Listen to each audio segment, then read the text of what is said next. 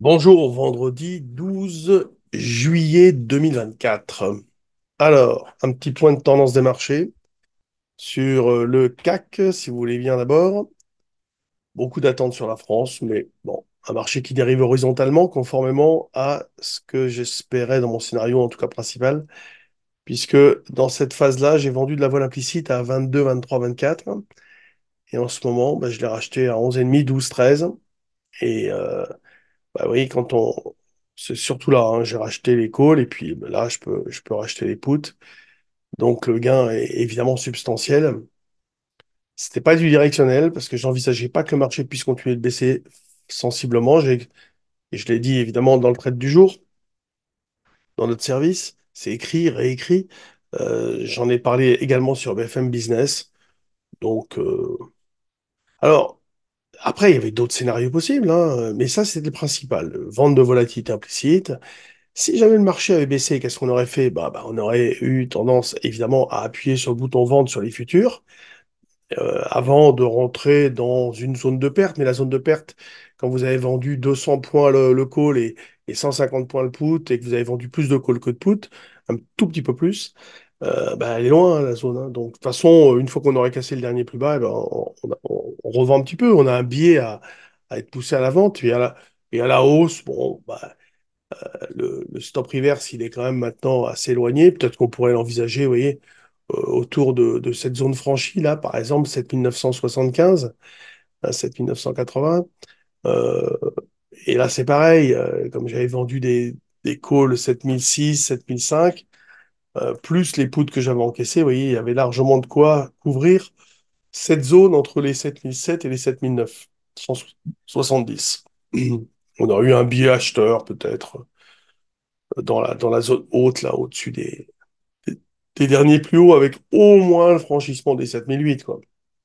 Puisque l'évolution normale, c'était entre 7005 et 7750. Donc pour l'instant, je ne reprends pas vraiment de position. euh, et je vais avoir un comportement un peu opportuniste. Là, par exemple, je suis placé à 67 à l'achat, oui, ici, là. C'est-à-dire que j'ai vendu et je me place ici. On verra, hein, si on y va. Ces derniers temps, même quand j'ai mal vendu, ça m'arrive souvent, euh, on a fini par retrouver des prix. Et même quand on a acheté sur des points bas, c'est vrai qu'on a pu acheter vers 7005, on a eu des rebonds. Alors après, sur 7005, on peut acheter l'Eurostoxx 50, vous voyez, c'est peut-être moins dangereux, on va dire, entre guillemets, hein. Et puis sur des points hauts, on vend le CAC et on joue le spread. Et puis on le déboucle en fonction des écarts, une possibilité. Bon, le DAX, bah écoutez, franchement, il n'y a pas de changement, hein. On tient au-dessus des niveaux d'alerte. Éventuellement, si vous voulez prendre ce niveau-là ou celui-ci, vous voyez, par exemple, 18 075 sur le futur. Après, ça bouge le futur, faites attention, hein. Il y a prorata temporis, il perd des points. Euh, voilà. Il dérive horizontalement, mais vous voyez, un peu plus haut, peut-être, là. C'est pas mal. Bon, rien d'extraordinaire. Mais en tout cas, c'est haussier. C'est pas... Enfin, ça peut être neutre, hein, évidemment. Vous allez me dire, on est sur les mêmes niveaux qu'au mois de mars. Donc, mais on va dire que le dernier signal d'achat est non infirmé. Il vient de loin, quoi, hein. Bon, il y a peut-être eu quelque chose ici, je sais plus. Mais de toute façon, vu le mouvement qu'on a fait depuis septembre 2022, belle hausse, petite baisse et belle hausse. Bon, de toute façon, même si vous avez laissé quelques points au passage, c'est pas un problème. Après, vous avez bon, le speed, lui, il est toujours extrêmement fort. Alors, vous remarquerez que il a, euh, il a baissé hier au moment où les probabilités d'une baisse des taux d'intérêt pour septembre par la Fed sont au maximum, hein. Le CPI a quand même surpris et c'est très drôle de voir que c'est à ce moment-là que le marché a baissé. Souvent, on a des contre-pieds, c'est terrible, hein, surtout dans les marchés hyper techniques, dans les marchés où les données vraiment fondamentales ne sont pas les principaux drivers, c'est vraiment l'espoir, etc. Donc l'espoir qui est matérialisé par, on va dire, le CPI, fait que on vend la nouvelle. En gros, c'est comme si c'était fait, quoi. En tout cas, pour l'instant, on est toujours acheteur potentiellement. Les niveaux de dégradation sont plus bas. Oui, il faudra au moins casser, je sais pas, les 5003, trucs comme ça. Faut voir hein, en fonction des vitesses, comment ça se met en place, etc. Pour l'instant, c'est toujours acheteur. Bon, c'est sûr que l'idée, ça serait d'acheter une centaine de points plus bas ici, un peu plus, ce serait pas mal. Mais bon, en tout cas, pour l'instant, c'est haussier. Il y a pas de problème. Et ensuite, l'euro-dollar. Alors, l'euro-dollar, hein, on voyait bien qu'il voulait pas baisser. Et puis là, il a vraiment donné un petit coup de rein. Et puis avec le CPI, boum, il a franchi le 1,0840. Il a bien tapé hein, sous les 1,0840. Moi, j'étais un petit peu vendeur en dessous, mais bon, sans plus. On a pu faire pas mal d'écart. Euh, mais bon, je réactive à l'achat au-dessus d'un 0,920. Je réactive à la vente pour l'instant sous un 0,7. Euh, Voir, on verra si je peux remonter le niveau à 0,750, un truc comme ça. Pour l'instant, c'est neutre. On va dire neutre avec un biais haussier. Je pense qu'on peut aller chercher un 0,920, et le niveau ici à peu près, là c'est 15, 16. Donc, et c'est pareil, hein, on n'a pas de tendance, vous vous rendez compte, ces mouvements, on est sur le même niveau qu'au mois de novembre 2023, avec un peu de hausse, un peu de baisse, un peu de...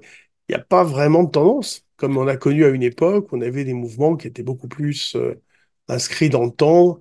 Euh, voilà, comme je sais pas, vous voyez, celui-ci, là, voilà. Là, il y a un vrai mouvement, constamment à la baisse d'ailleurs. On était vendeur à découvert, il n'y a jamais eu d'achat durant toute la période. C'est incroyable. Et là, ça fait un bout de temps qu'on dérive, en fait. Qu'on dérive avec, bon, c'est vrai, un écart assez intéressant ici, mais pas non plus phénoménal. Bon, sur les actions, moi, je suis à la chasse aux bonnes affaires éventuelles. Mais bon, j'y vais doucement. Je suis très liquide. Je fais pas grand-chose. J'ai du Valorec quand même, à titre. Alors, c'est spéculatif, hein, le Valorec, bien sûr, mais il y a quand même un news flow assez favorable. Oh, je surveille aussi Pierre et Vacances, j'aimerais bien en acheter. Ah, ben oui, regardez, on arrive à 68 là. Ben voilà, très bien. Alors, c'est sur un compte qui fait pas de bruit, là, à côté. Donc, je suis à 67,5. Euh, ouais, non, sur les actions, oui, Pierre et Vacances, j'aime bien. Oui, oui. Il y a mieux, hein, peut-être. Viridien, j'aime bien. Vous voyez, alors, parmi ces valeurs-là, bah, c'est des valeurs qu'on avait conseillées à une époque, qui sont restées dans la liste. Dassault Systèmes, elle est vraiment pas terrible. Compagnie des Alpes, j'aime bien aussi. J11, ça le pourrait déclencher, là, bientôt. Il faut au-dessus de 19,60, je crois. Donc, ça peut être pas mal à regarder. Bon, la vol implicite a bien reculé. Les marchés sincèrement, sont bien disposés. Moi, c'est même presque surprenant qu'ils soient aussi bien disposés que ça dans une période de doute comme pas possible avec l'attente du Premier ministre qui va durer, hein, certainement. Hein. Donc, bah, on va être prudent sur les marchés. On va être opportuniste plutôt que de chercher une direction forte. Donc là, c'est un peu comme la fois dernière, vers les 7007. C'était quand je suis passé lundi matin. On était au plus haut et j'avais dit sur BFM, ben, si on fait quelque chose, oui, moi je vends, quoi. Si à 7750, je vends. Et derrière, on a perdu 250 points en ligne droite.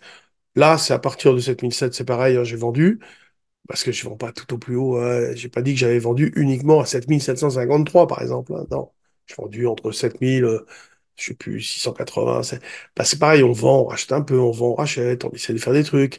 Et puis voilà, comme ça, jusque dans la zone, quoi. Et puis on essaie Et une fois qu'on atteint le point haut de la zone, 750, bah, il y a toujours un sol qui va aller chercher les 7005. Alors souvent, je vise la moitié. Je vous ai dit, je vise la moitié de la zone. Et je...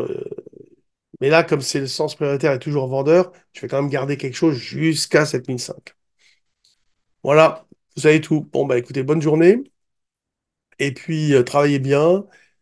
Prenez pas trop de risques et par contre prenez du plaisir à trader. Retrouvez-moi si vous voulez sur le trade du jour. Hein, bah, vous pouvez aller sur le site, regardez les conditions d'abonnement et appelez-nous parce que vous aurez peut-être des petits cadeaux surprises. Merci, bon week-end et à bientôt.